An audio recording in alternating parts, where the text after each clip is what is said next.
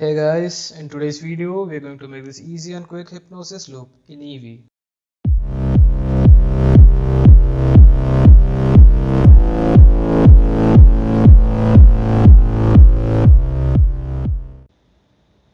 So we'll select all by pressing A and then X to delete. Click 7 to go to the top view and add a new circle.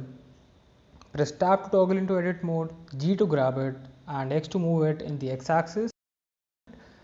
Tab again to go to object mode and let's add the screw modifier. Change the orientation axis to Y axis. Yup, that looks perfect. Now increase the screw distance to 600 meter. It goes in front 600 meter, the angle to 50,000 and the steps to 6,000.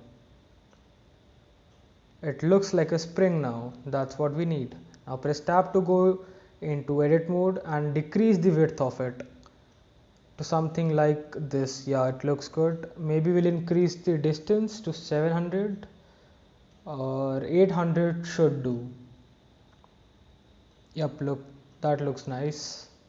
Okay, now tab again to object mode.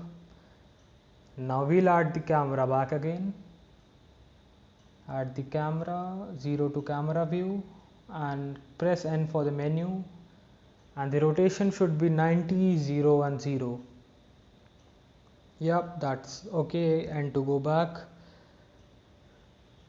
Now let's add the path the camera follows. So shift A, curve and path. Now let's rotate it on the Z axis by 90 degrees. So RZ90, that is okay. Now let's increase the size so it matches the size of the spring. S to grab it and scale it. Okay, S and scale again, S to scale. Yeah, that is enough. Now grab it and move it in the Y axis so it is under, I mean that is inside the spring. The path should be inside the spring. Yep, that looks okay. Let's go back to the camera and add a object constraint so it follows the path. Select the camera, go to object constraint, now add follow path and we'll make it follow the path we just made, nums path. That's it.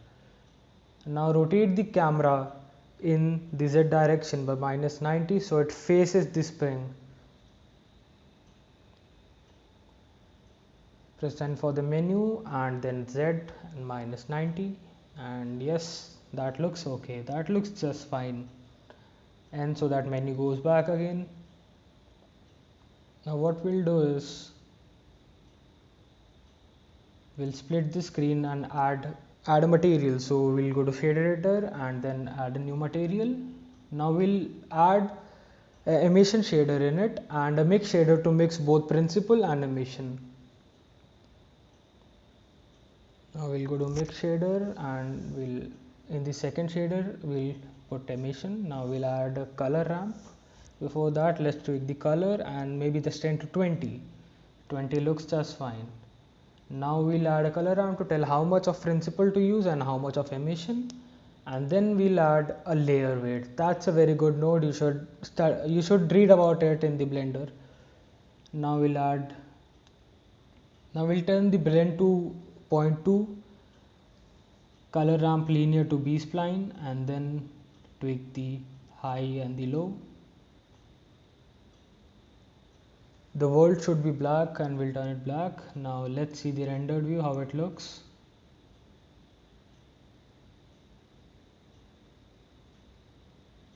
The rendered view looks just fine.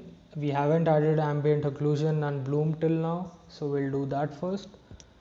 We'll add ambient occlusion tick, bloom tick and screen space reflection also on. Now tweak the colors more to get that bloom effect.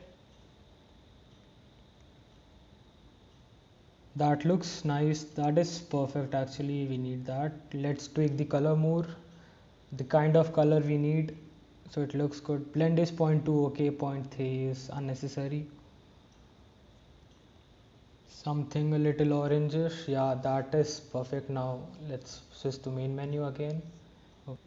Now what we'll do is we'll add the animation. So end frame to 1200 and go to animation tab, select the camera and the offset to 0. We'll add a keyframe at offset 0, but before that take the fixed position, insert a keyframe. That's perfect.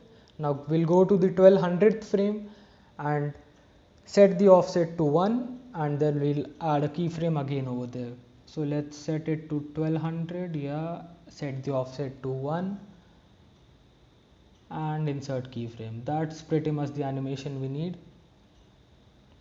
Now set the frame per second to 50, and for output, for file format should be FFmpeg, encoding should be MPEG-4, output quality to high quality, and that's what we need.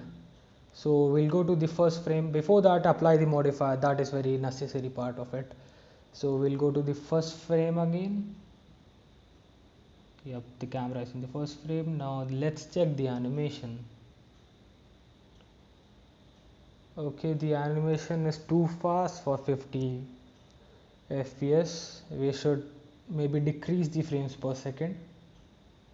We'll stop the animation, go to the first frame again and decrease the frame per second to 29.97. That is more than enough, I think. Now let's test again, and it looks just fine. This is what we need. Now just simply render the animation, and before rendering the animation, make sure set the samples to 100. Just render the animation. That's it, your animation is ready. Thanks for watching everybody. Hope you liked the video and subscribe for more.